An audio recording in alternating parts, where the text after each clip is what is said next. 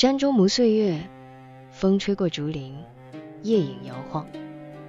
一名劲装打扮的青年正在练剑，剑影急速闪烁，却始终打不中面前对手。一只灵巧的小山猫，猫身如风，轻跃、翻滚、闪避。年轻樵夫挥出数十剑，连猫的毛都碰不到。汗水流入眼里，他气急败坏喊道：为什么我剑快如风，却连小猫都赢不了？这时，小山猫的主人，一名白发老樵夫缓步走来。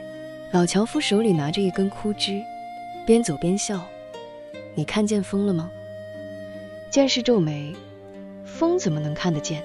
老者说：那你如何让剑看见胜败？老者伸出枯枝，轻轻一挥，风随枝转，落叶乱舞，却没有一片落在老樵夫身上。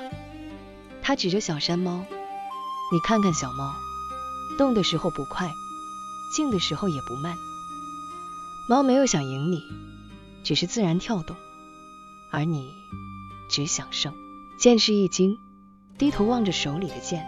老者继续说：急于胜者常败，心静者见风影。学风，学猫，当你忘了剑，剑才会真的活。风声掠过竹林，小山猫在老樵夫脚边轻轻打呵欠。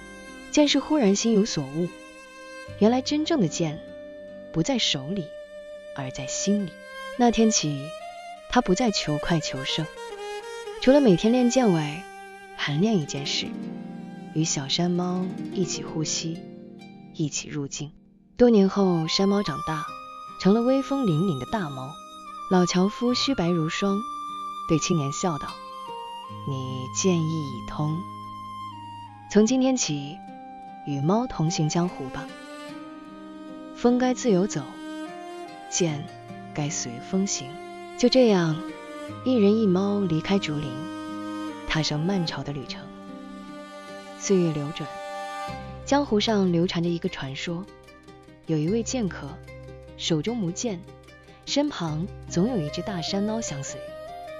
有人说他能止战于无形，有人说他的剑气来自那猫的呼吸。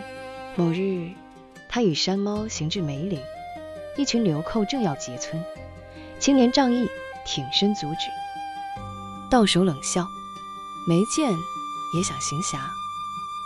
剑士淡淡一笑，伸手抚猫。大山猫低吼一声，风起，剑势无影，落叶纷飞，尘沙翻滚，惨叫连连。盗寇惊惶后退，转瞬四散。赶集的村民好奇问：师傅，那是什么剑法？剑士微笑：风行无痕，猫动无声。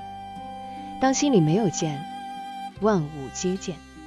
夕阳下，一人一猫走在长桥上，风轻轻吹过，像在低语，也像含笑。